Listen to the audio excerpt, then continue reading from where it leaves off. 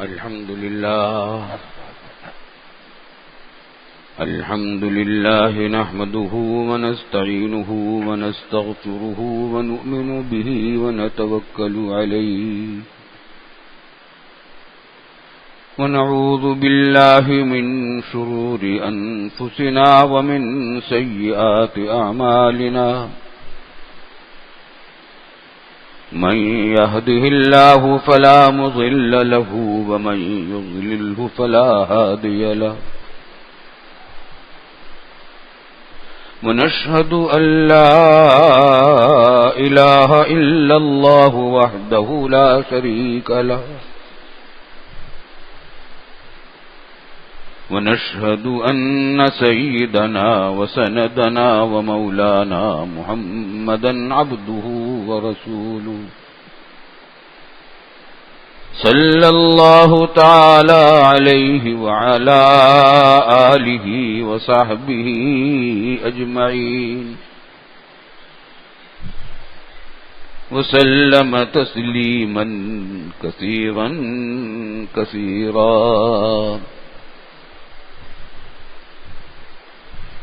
أما بعد فأعوذ بالله من الشيطان الرجيم بسم الله الرحمن الرحيم إنما المؤمنون إخوة بزرگان محترم، برادران عزیز، یہ مہینہ حج کے مہینوں میں سے دوسرا مہینہ ہے، ذی القعدہ۔ اگلے مہینے میں حج ہونے والا ہے، اسلام کا 5واں رکن۔ اللہ تعالیٰ نے ہر عبادت میں الگ شان رکھی ہے، حج کی شان کچھ اور ہے۔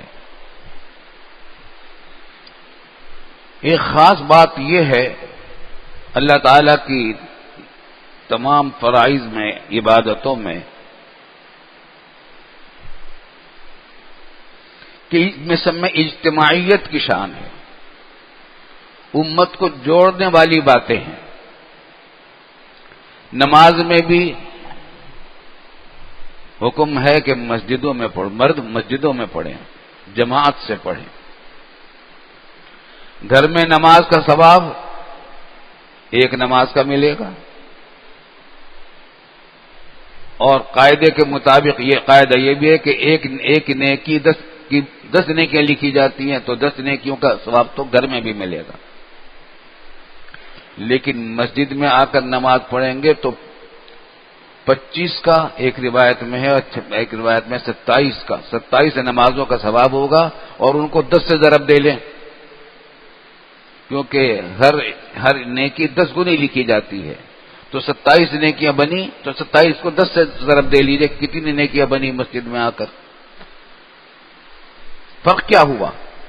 وہاں آدمی نے اکیلی نماز پڑھی تھی، یہاں اپنے بھائیوں کے ساتھ مل کر نمازیں پڑھی ہیں۔ مسلمانوں میں اتحاد، محبت پیدا ہوتی ہے۔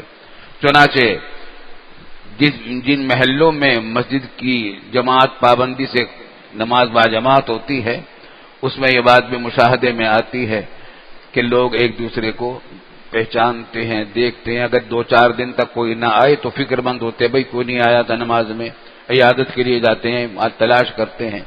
ایک اپنائیت کی شان نماز میں نظر آتی ہے۔ پھر یہی نماز اگر مسجد اقصی میں ادا کی جائے تو 1000 نمازوں کا ثواب ہے، مسجد نبوی میں ادا کی جائے تو 50,000 نمازوں کا ثواب ہے، اور مسجد حرام مکہ مکرمہ میں ادا کی جائے تو 1,00,000 نمازوں کا ثواب ہے۔ جتنی مرکزیت بڑھتی جائے گی اور اجتماعیت بڑھتی جائے گی، ثواب بڑھتا جا رہا ہے۔ قرآن نے بھی یہ کہا تھا کہ انما المؤمنون اخوہ، تمام مسلمان بھائی بھائی ہیں۔ حج کے موقع پر پوری امت کے لوگ پوری دنیا کے اطراف و اکناف سے ایک بیت اللہ کی طواف کے لیے اور حج بیت اللہ کے لیے کہاں کہاں سے آتے ہیں، کس کس طرح سے آتے ہیں۔ ایسے لوگ بھی ہوتے ہیں جو عمر بھر پیسے جمع کرتے رہتے، پیسے آمدنی ان کی زیادہ نہیں ہوتی، پیسے جمع کرتے رہتے ہیں اس امید پر کہ جمع ہو جائیں گے تو حج کریں گے۔ اور ہمارا تو مشاہدہ یہ ہے کہ جو شخص حج کے لیے پکا عزم کر لیتا ہے اور کوشش بھی کرتا ہے، اللہ تعالیٰ اسے حج سے محروم نہیں کرتے، کرا دیتے ہیں۔ میں اپنا واقعہ سنا دیا کرتا ہوں ہر سال، اس سے لوگوں کو بہت فائدہ ہوتا ہے، بہت سے لوگوں کو حج کی توفیق ہو گئی۔ ہمارے والد ماجد رحمۃ اللہ علیہ بار بار حج کر چکے تھے، ایک مرتبہ حج کر کے واپس آئے تو وہاں کے حالات ہم سنتے رہے، تو میں نے عرض کیا کہ دعا فرما دیجئے اللہ تعالیٰ مجھے بھی حج کروا دے۔ فرمانے لگے تمہارے لیے دعا نہیں کروں گا۔ اتنا مہربان باپ، میرے استاد بھی وہ تھے، میرے فقیہ تھے، مفتی اعظم تھے، دارالعلوم کے صدر تھے، میں دارالعلوم میں ملازم تھا، استاد تھا، نیا نیا استاد بنا تھا، تو میں تمہارے لیے حج کی دعا نہیں کروں گا۔ میرے تو پاؤں تلے کی زمین نکل گئی کہ اتنا مہربان باپ، میں ان سے درخواست کر رہا ہوں، دنیا کے لیے نہیں حج کے لیے درخواست کر رہا ہوں کہ دعا کر دیجیے، وہ کہہ رہے ہیں دعا نہیں کروں گا۔ پریشان ہو گیا، میں نے کہا کیا بات ہوئی؟ کہنے لگے تمہیں شوق نہیں ہے حج کا، تمہیں حج کا شوق نہیں ہے۔ میں نے کہا مجھے تو اتنا شوق ہے کہ میں تو تنہائی میں رو رو کر روتا ہوں، جب آپ سے سنتا ہوں تو تنہائی میں مجھے رونا آتا ہے، وہاں کے حالات سن کر تمنا ایسی ہے۔ کہنے لگے نہیں، تمنا تمہیں اگر شوق ہوتا تو اس کی تم تیاری کرتے۔ میں نے کہا میری تنخواہ 100-150 روپے تھی شاید اس زمانے میں، تو میں نے کہا یہ سن 64 کی بات ہے، سن 63 کی بات ہے۔ فرمانے لگے کہ نہیں، میں نے کہا اتنی تھوڑی سی تو تنخواہ سے میں کیا تیاری کرتا؟ فرمانے لگے کیا مہینے میں 1 روپیہ بھی جمع نہیں کر سکتے تم؟ میں نے کہا کر سکتا ہوں۔ فرمانے لگے بتاؤ کتنے روپے جمع کیے؟ میرے پاس کوئی جواب نہیں تھا، بس سبق دے دیا۔ حکیم تھے، فقیہ تھے، ایسے دل پر چوٹ لگی تو میں نے سوچا کہ میں تو 1 روپے سے زیادہ جمع کر سکتا ہوں روزانہ اور ہر مہینے۔ ہم نے پوری کوشش کی اور جمع کرتے رہے۔ اس زمانے میں حج پانی کے جہاز سے 1,500 روپے میں ہو جاتا تھا، ہوائی جہاز سے 3,000 میں ہو جاتا تھا۔ خیر لمبا قصہ ہے۔ ہاں تو اس وقت والد صاحب رحمۃ اللہ علیہ نے ایک بات فرمائی، سن 64 میں پھر اللہ تعالیٰ نے حج کرا دیا ہمارا، اور کس کس طریقے سے کرایا تفصیلات ہیں۔ تو انہوں نے فرمایا کہ اگر تمہارے اندر شوق ہوتا تو تم تیاری کرتے۔ تمہاری بہن جس کا انتقال ہو گیا، ہماری بہن 3 نمبر کی بہن تھی، ان کا انتقال ہو گیا تقریباً 38 سال کی عمر میں، قبر ان کی اسی قبرستان میں ہے۔ نہیں بلکہ ہماری سب سے بڑی بہن تھی، ان کی قبر یہاں قبرستان میں نہیں۔ تو انہوں نے کہا کہ اچھا ان کی پوری زندگی غربت میں گزری، تقریباً شوہر کی کوئی بڑی آمدنی نہیں تھی، اور بعض اوقات تو بہت ہی تنگی کے ساتھ گزارا ہوتا تھا۔ فرمانے لگے کہ جو کوشش کرتا ہے، کوشش کرتا ہے، اس کو محروم نہیں کرتے۔ تمہاری اس بہن نے اپنی اس تنگ دستی کے باوجود ایک بٹوا اس کے سامان میں سے نکلا انتقال کے بعد، اس میں 35 روپے پڑے ہوئے تھے اور پرچہ لکھا ہوا تھا کہ یہ حج کے لیے ہیں۔ عمر بھر میں بیچاری نے جمع کیے تھے، وہ شادی شدہ تھی، بچوں والی تھی۔ کہنے لگے کہ اس نے 35 روپے جمع کر لیے تھے، اللہ تعالیٰ نے اس کا حج کروا دیا، اور وہ اس طریقے سے کہ وہ پیسے میں نے رکھ لیے اپنے پاس اور مکہ گیا لے کر، تو وہاں مکے کے کسی ایک آدمی سے کہا کہ بھئی تم حج بدل کر دو میری بیٹی کی طرف سے، وہاں سے 35 روپے میں وہ حج ہو گیا، مکہ معظمہ سے مینا، مینا سے عرفات، عرفات سے مزدلفہ، مینا، فرمایا کہ حج ہو گیا۔ اور مجھے تو یاد پڑتا ہے کہ فرمایا کہ میں نے خواب میں دیکھا کہ وہ صحیح کر رہی ہے۔ تو اللہ تعالیٰ کسی کو محروم، کوشش کرنے والے کو محروم نہیں کرتے، تو کوشش پوری کرنی چاہیے، اللہ تعالیٰ محروم نہیں کریں گے۔ البتہ ایک بات میں پہلے بھی کہہ چکا ہوں کہ نفلی حج کے معاملے میں ذرا تحمل سے کام لیں۔ رسول اللہ صلی اللہ علیہ وسلم نے حج صرف حج فرض ادا کیا ہے، حج نفلی نہیں کیا۔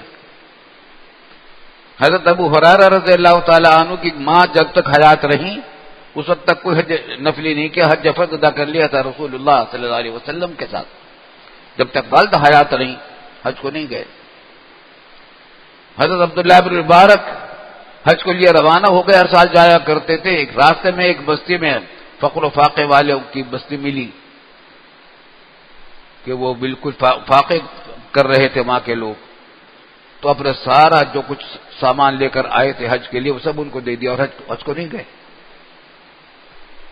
تو معلوم ہے کہ حج کی بلا شبہ بہت بڑی ثواب، بہت بڑی برکات ہیں، بہت بڑے ثواب ہے، لیکن ہر چیز کی ایک حد ہے، ہر چیز کی ایک حد ہے شریعت میں۔ تو اس سے بھی، حج سے بھی زیادہ ثواب والی باتیں ہیں۔ ماں کی خدمت، اگر ماں محتاج ہے خدمت کی تو اس کو تو خدمت، اس کے پاؤں کے نیچے تو جنت ہے۔ حدیث میں آتا ہے کہ جو شخص اپنے ماں باپ کو ایک نظر رحمت کے دیکھتا ہے تو اس کو حج کا ثواب ملتا ہے۔ تو ہر جگہ رہتا ہے وہ، ہر حالات میں آدمی بہت ثواب کما سکتا ہے۔ نفلی حج میں یہ ہوتا ہے کہ حج فرض ادا کرنے والوں کے لیے دشواری پیش آ جاتی ہے جب رش زیادہ ہو جاتا ہے۔ ہمارا اندازہ تو یہ ہوتا ہے کہ حج فرض ادا کرنے والوں کے، حج کرنے والے جو لاکھوں ہوتے ہیں ان میں اکثریت وہ ہوتی ہے جو حج کر چکے ہوتے ہیں، نفلی حج کرنے والے ہوتے ہیں، یا کم از کم آدھے ہوتے ہیں، اور انہی کی وجہ سے پھر حج فرض ادا کرنے والوں کے لیے کتنی مشکلات پیدا ہوتی ہیں۔ میں تو ایک نسخہ بتایا کرتا ہوں، اور وہ یہ، ایسے بہت سے لوگوں نے ایسا کیا بھی، اس پر عمل بھی کیا، کہ جو حضرات نفلی حج کرنا چاہتے ہیں، اول تو یہ کہ فاصلہ کم از کم 5 سال کا رکھیں۔ سعودی حکومت نے 5 سال کا فاصلہ رکھا ہے کہ جس نے ایک حج کر لیا ہو تو اس کے بعد 5 سال تک حج نفلی کو نہ جائیں۔ جو جائے گا ناجائز ہوگا وہ کام، کیونکہ جو مسلمان حاکم جس چیز کو منع کر دے اور وہ فرض نہ ہو تو پھر اس کو کرنا جائز ہی نہیں ہوتا۔ تو نفلی حج کو جب منع کر دیا تو 5 سال تک جانا جائز بھی نہیں ہے۔ خیر، وہاں کے لوگوں کو منع کر رکھا ہے وہاں کی حکومت نے۔ تو میں تو ان سے کہا کرتا ہوں کہ اگر آپ چاہتے ہیں، لوگ نفلی حج کرنا چاہتے ہیں، تو اس کا بڑا اچھا طریقہ ہے، کئی حجوں کا ثواب ملے گا آپ کو۔ ایسے بہت سارے لوگ ہوتے ہیں کہ انہوں نے اپنا حج کر لیا ہے، حج فرض، مرد، مگر ان کی ماں نے حج نہیں کیا، بہن نے حج نہیں کیا، بیٹی نے حج نہیں کیا، خالہ نے یا پھوپھی نے حج نہیں کیا، یہ سب محرم خواتین ہیں، ان کے اوپر حج فرض ہے، لیکن جب تک محرم ان کے ساتھ نہ ہو اس وقت تک حج کو جا نہیں سکتی، جائز نہیں ہے، فریضہ ہے۔ تو بڑا اچھا طریقہ یہ ہے کہ اس شخص کو جس نے اپنا حج کر لیا ہے اس کو کہہ دے کہ تم میری طرف سے حج نفلی کر لو، حج بدل، پیسے یہ لو، اور اپنے محرم کو، خاتون کو لے جاؤ ساتھ، بہن کو، بیٹی کو، ماں کو، خالہ کو، پھوپھی کو۔ آپ کو مجھے امید ہوتی ہے کہ کم از کم 2 حجوں کا ثواب تو ضرور ملے گا، اور شاید 3 حجوں کا بھی ثواب مل جائے۔ ایک تو یہ کہ آپ نے حج کیا آپ کو تو ثواب ملے ہی گا، جو حج کرے گا اس کو تو ثواب ملے ہی گا، اور جس نے پیسے دیے تھے، جس سے حج نے بدل کروایا تھا، اس کو بھی ثواب ملے گا، اسی کی طرف سے حج کیا ہے۔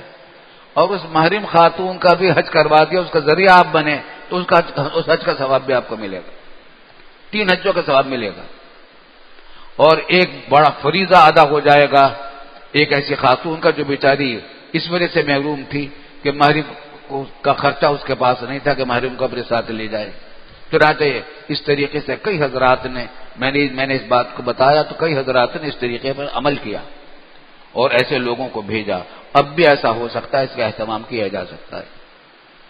بہرحال عبادتوں میں اللہ تعالیٰ نے حج کے نظام کو ایسا رکھا کہ پوری امت کے لوگ آتے ہیں، ہر علاقے سے آتے ہیں۔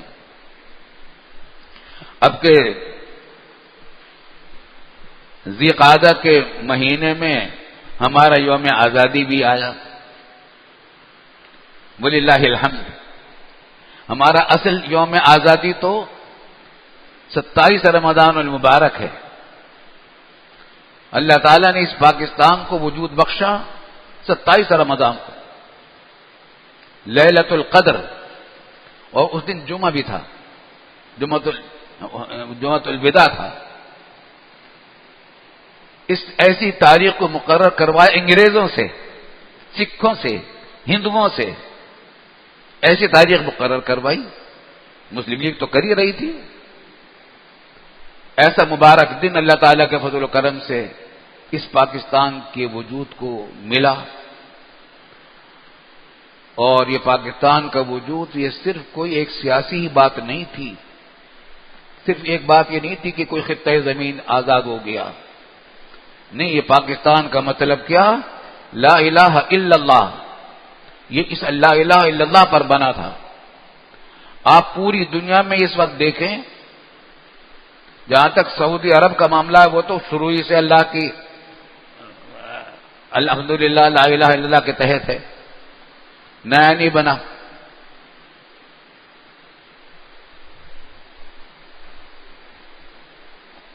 لیکن دنیا میں کوئی ملک آپ کو ایسا نہیں ملے گا جس کی بنیاد لا الہ الا اللہ پر ہو اور دو قومی نظریے پر ہو۔ دو قومی نظریہ قرآن نے کہا انما المؤمنون اخوہ، تمام مومنین دنیا کے بھائی بھائی ہیں، کالے ہوں یا گورے، غریب ہوں یا امیر، اجنبی ہوں یا رشتہ دار، دنیا کے کسی بھی نسل سے تعلق رکھتے ہوں، کوئی بھی زبان بولتے ہوں، کہ کوئی بھی رنگت رکھنے والے ہوں، سارے کے سارے دنیا کے مسلمان بھائی بھائی ہیں۔ یہ نعرہ ہے پاکستان کا۔ پاکستان کا مطلب کیا؟ لا الہ الا اللہ اور مسلم مسلم بھائی بھائی، یہ نعرے ہم نے لگائے تھے۔ میں اس نسل سے تعلق رکھتا ہوں جنہوں نے جلوس نکالے تھے انگریز کے زمانے میں۔ ہمارے نعرے یہ بچپن کا زمانہ تھا، ہمارے نعرے یہی ہوتے رہتے کہ بٹ کے رہے گا ہندوستان، بن کے رہے گا پاکستان، لے کے رہیں گے پاکستان، دینا پڑے گا پاکستان، اپنا سر کٹائیں گے پاکستان بنائیں گے، سینے پہ گولی کھائیں گے پاکستان بنائیں گے، مسلم مسلم بھائی بھائی۔ پاکستان کا مطلب کیا؟ لا الہ الا اللہ۔ یہ نعرے ہمارے بزرگوں نے سکھائے تھے، یہ صرف نعرے نہیں تھے، ہمارا قومی منشور تھا۔ ہمارے بزرگوں نے، ہماری سیاسی قیادت نے یہ نعرے ہمیں دیے تھے، اور یہ صرف نعرے نہیں تھے، پاکستان بنے اس واسطے تھا، لوگوں نے قربانیاں دی تھی، کروڑوں انسانوں نے اس میں قربانیاں دی ہیں۔ ہماری پاکستان کی سرزمین جو ہے، اس میں شہیدوں کا لہو شامل ہے، آسانی سے نہیں ملا یہ پاکستان، بہت قربانیاں دے کر پاکستان ملا ہے، یہ لا الہ الا اللہ کے لیے ملا ہے الحمدللہ۔ 14 اگست بھی تھی، تو دونوں دن ہم تو یوم آزادی کے منانا چاہیے، ہمارا تو دل چاہتا ہے کہ دونوں دن یوم آزادی کے منائے جائیں، 14 اگست بھی اور 27 رمضان المبارک بھی۔ اور اس منانے میں سب سے پہلا کام یہ ہے کہ 2 کام کریں، اللہ تعالیٰ اپنے اعمال کا جائزہ لیں کہ پاکستان ہمیں اللہ تعالیٰ نے لا الہ الا اللہ کی سربلندی کے لیے دیا تھا، تاکہ یہاں اسی کا نظام قائم ہوتا، قرآن کا نظام قائم ہوتا، رسول اکرم صلی اللہ علیہ وسلم کا نظام قائم ہوتا۔ یہ جھنڈا ہمارے بزرگوں نے اس کا بلند کیا تھا، علامہ شبیر احمد صاحب عثمانی نے اسی کراچی میں جو آج گورنر ہاؤس ہے، اس وقت تو دارالحکومت کراچی تھا پاکستان کا، تو اس وقت یہ گورنر جنرل قائد اعظم مدعی جناح مقرر ہوئے پاکستان کے۔ لارڈ ماؤنٹ بیٹن نے دستاویزات جو پاکستان کی دی، یہی گورنر ہاؤس تھی، گورنر جنرل ہاؤس تھا اس وقت، یہ وہاں وصول کی، اور جھنڈا قائد اعظم محمد علی جناح نے کہا علامہ شبیر احمد صاحب عثمانی سے کہ آپ سر بلند کریں۔ وہ کہا کرتے تھے کہ اگر آپ کوشش نہ کرتے پاکستان نہیں بن سکتا تھا۔ آپ نے ذہنی طور پر لوگوں کو بتایا کہ پاکستان کی کیا دینی اہمیت کیا ہے۔